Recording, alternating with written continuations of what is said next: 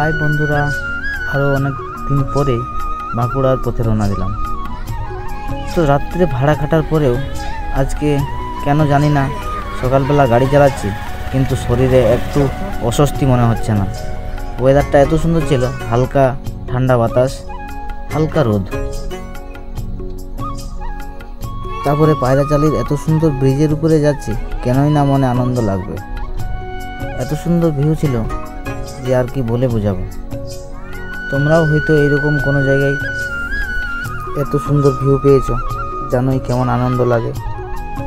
তো তোমরা বুঝতে পারছো হয়তো এটা পায়রাচালির ব্রিজ ছিল, আর ব্রিজটা পেরিয়ে গেছি। তো কে কে তোমরা এসেছিলে অবশ্যই কমেন্ট করে একবার জানাবে, কে কে আসুনি তাও জানাবে।